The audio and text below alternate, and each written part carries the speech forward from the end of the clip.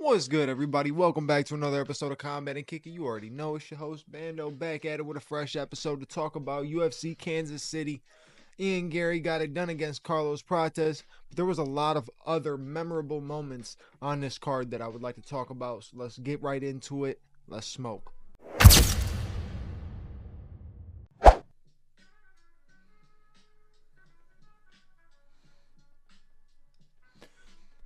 Alright, so talking about UFC Kansas City, gotta go through the most memorable moments. The first one is from the early prelims with a beautiful counter right hook KO. It was nasty, absolutely perfectly placed, perfectly timed. Sucked because I had Cameron Simon as one of the people on my parlays on one parlay, but Malcolm Wellmaker definitely showed up and showed out. To be able to put a guy like Cameron Simon out in the first round, nasty. So definitely have to talk about that and say something because that was really good. I thought Matt Schnell had a good performance because he was getting leg humped the entire time and still found a way to get the decision win. But main things I want to talk about is this main card. Opening the main card was Ikram Alaskirov going up against Andre Muniz. There was a point where Andre Muniz was looking like he was going to be an absolute problem for the middleweight division because at the time when he first started, he was really making noise.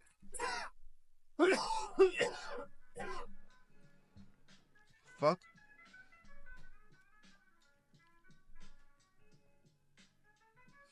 So there was a point where Andre Muniz, he actually seemed like he was potentially going to be a problem for the middleweight division. Was coming in undefeated, was on point with his grappling, was on point with his submissions. Just seemed like he was promising. Hasn't looked the same as we all expected or as we all started with that. Ikram Alaskirov went in there and just whooped him up really quickly. Like really quickly.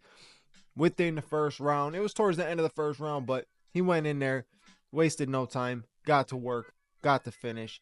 And Ikram Alaskirov needed that. He was coming into the UFC as a guy who was known for losing to Hamzat, but giving him one of the toughest fights pre-UFC. So it's like weird thing to carry you to the UFC. It's not like you knocked him out or finished him, but it's a weird thing to carry you to the UFC. But he had to take on Rob Whittaker.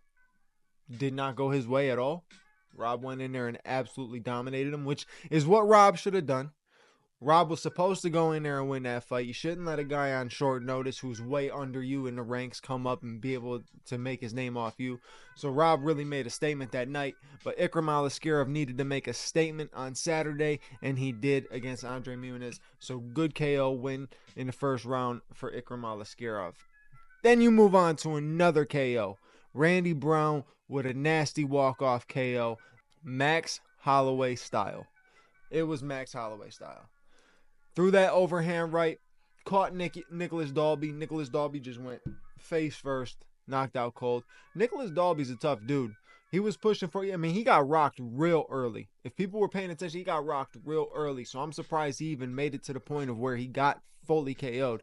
He got rocked real early, stayed in there, kept pushing forward. There was even a moment in the first round where Randy Brown had success, then ended up on his back, and Nicholas Dalby was actually looking like he could have, potential to win the fight still. And then the second round came through. Randy Brown picked him apart, got the finish. Randy Brown's extremely underrated. His striking is extremely good. I think we need to keep an eye out for him. There's a couple things that he does that I can see him bouncing in the top 10 and getting smoked. But he's very talented, very skilled, has some good boxing, has some good head movement, and I'm looking forward to seeing more from the Rude Boy. See if he actually could be someone to be a threat in that division. right? To come up and be a threat in that division. Like I said, the striking is there, the head movement's there, the skill set's there. He's just got to polish up a few things. And I think he has that skill set to end up being a top 10 fighter. So, good win by him as well.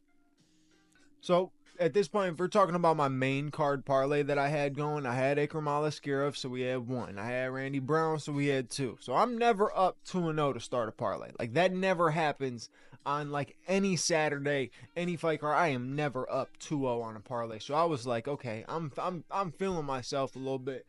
I'm up 2-0. Moving on to Michel Pereira versus Abus Magomedov. I was rocking with Abus, the slight underdog.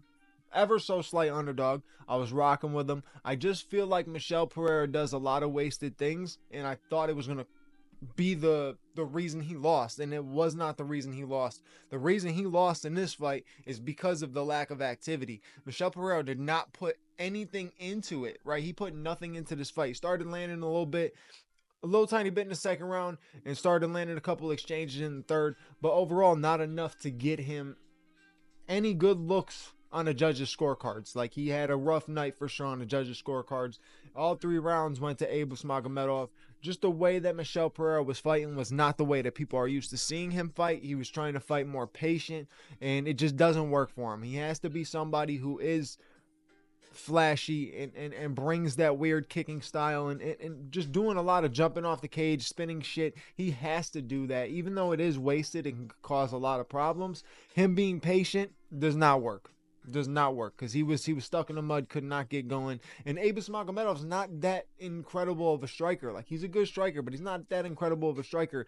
To go in there and get picked apart for 3 rounds shouldn't happen, you know. And it wasn't him getting picked apart, really. It's just Michel Pereira did not put his foot on the gas at all. He didn't do anything. It was different performance from Michel Pereira for sure, because you're used to seeing him stay active and do things and push the pace and try to make it exciting and a fun fight. But I think Abus caught him early, and I think after that point, Michel Pereira couldn't gather himself back. So he overall good win by Abus Magomedov, and that put us up 3-0. I was so proud of myself. Up 3-0 on a parlay. So proud of myself. So of course, the downfall has to come, right? It has to come. So we move on to Giga Chikadze versus David Onama. And I was rocking with Giga in this fight. Thought Giga was going to get it done. On the back foot, just a little too much. On his back, just a little too much. All 3 takedowns that David Onama got, he secured. And you can see that Giga had no answer off the back for him. Absolutely no answer off the back. He was there in the first round with a lot of quick kicks, a lot of quick punches, quick strikes, getting in and out. And I felt like, ooh, okay, if he can get him out in the first round, that would be huge. But David Onama found a way to get the decision win, controlled most of the fight. I would say the striking was leaning towards Giga at first, though. I definitely thought Giga was going to be able to secure this one. He was coming in as a slight underdog, though, which makes sense. You know. Haven't seen the sharpest Giga. He's not that young. I mean, he throws a lot of volume. They threw about the same amount of strikes, landed about the same amount of strikes, both within like the 50%, 55, 56% range.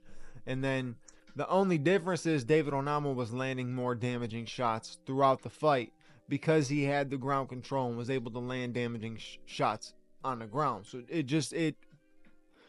Giga could have won that fight, missing a few things. Had no answer for the takedown. It's not like David Onama was shooting all night, but he got 3 takedowns, and that's enough to secure you a win on the scorecards when everything else is close, but you have 0 takedowns, 0 attempts, and he's got 3 attempts and 3 takedowns secured.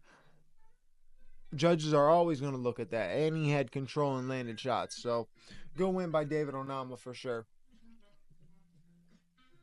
But that was it. The parlay just got killed at that point. It was over with. I was very sad. The next fight, the co-main event, I did not bet on. Anthony Smith's retirement fight. Look, Anthony Smith has been in hella fights. 50-something fights. Not much I can say. People calling him a legend. it's weird because like a legend of the UFC, that's false. He didn't do anything to be a legend of the UFC. How do you become a legend of the UFC? You didn't actually like do anything. You know, you actually have to do something in the promotion to become a legend of the UFC.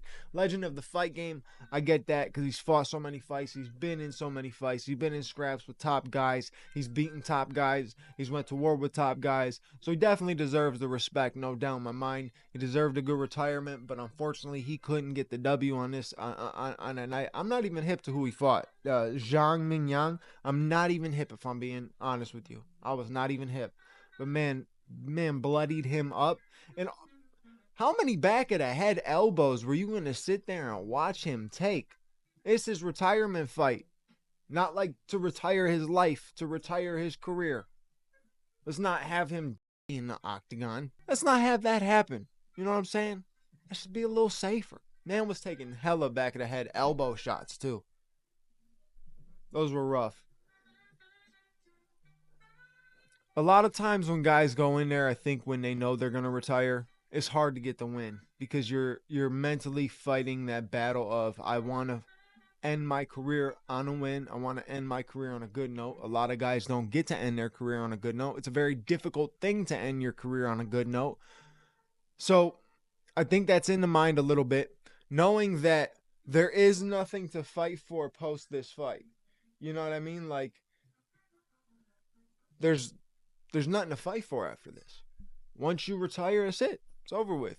You know, you put up the gloves and you never come back to fight, and you do analytics and all that kind of stuff that Anthony Smith does, but he never comes back to fighting. And I think that's mentally in there when you're going into that fight. And that does cause problems against a guy who is a up and coming contender who's hungry. That's one of the worst things to do, is put a guy on his retirement fight against somebody who's hungry.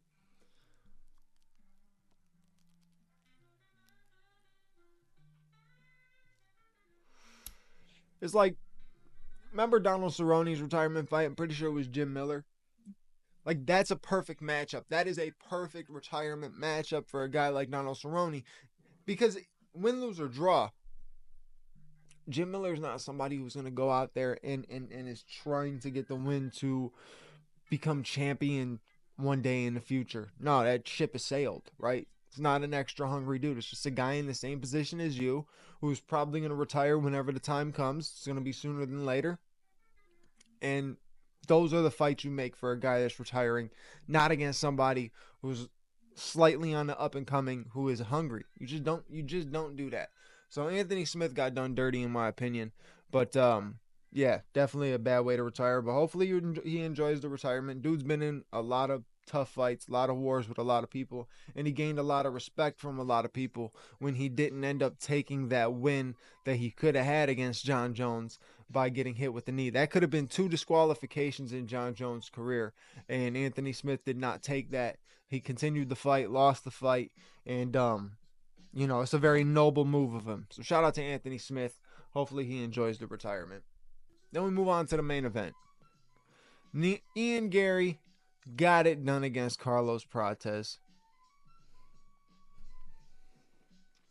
I gotta be honest with you, I'm not that impressed. I'm not that impressed with Ian Garry by any means, if I'm being quite frank. He just hasn't done nothing for me.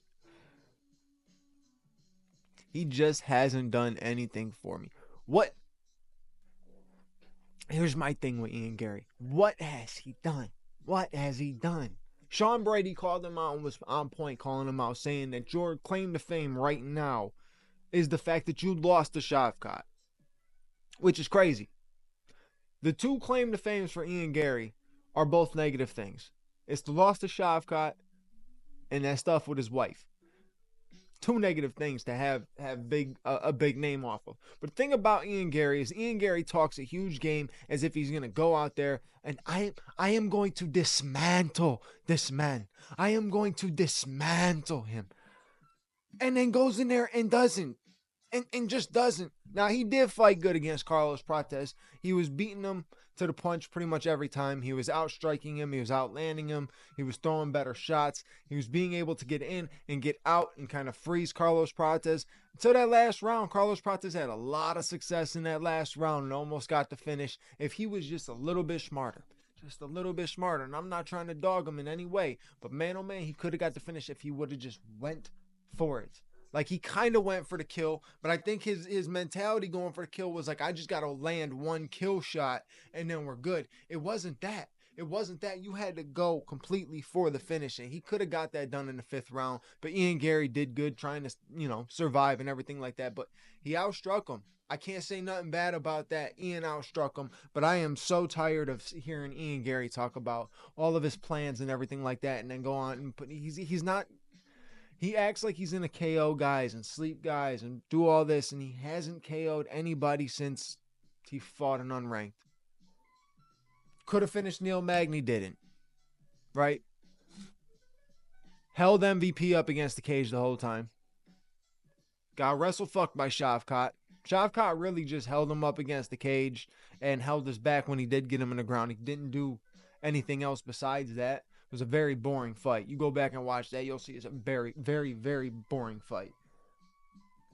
So Ian hasn't really done nothing to fully impress me. So when he sits there and he calls his shot saying he's next to fight Belal, he says he's going to fight Belal, allow Islam Makhachev to move up, have his first title defense against Islam Makhachev, and then his second title defense is going to be against Shavkat. Now, dude, that's awesome. Trying to call the shot like that.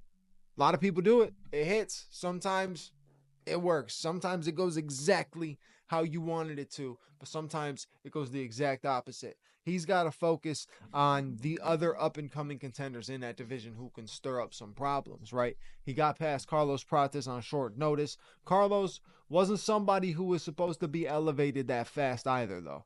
The fight against Jeff Neal was that fight that you take before you get elevated to the fight like Ian Garry, right? Him beating Jeff Neal would have been something where it's like, okay, now we could get him a fight against Ian Garry. That would have made more sense. But Ian took it on short notice. I give him props for that. Prates took it on short notice. I give him props for that. They put on a good performance. They put on a good build-up and everything like that. So, solid overall, but I'm not super impressed and I'm not super sold on Ian Machado Garry. I just called him McGarry. Ian Machado Garry. I'm not sold on him. Not sold on him. Definitely, in my opinion, is not the next guy for the title shot. I get his beef with JDM, but if Joaquin Buckley goes out there and smokes Kamaru Usman, that's the next title challenger for the welterweight division. There's no argument there. The only other possible person with an opportunity is Sean Brady, because Sean Brady also has history with Belal. You can build off that to try to make something sell with Belal, because it's a bit tough. But either way, that's it for this episode. You know what to do. Like, comment, subscribe, hit the bell notification button so you know when the next episode is out. I appreciate you for watching as always, and I'll catch you on the next episode. Your boy Bando's out.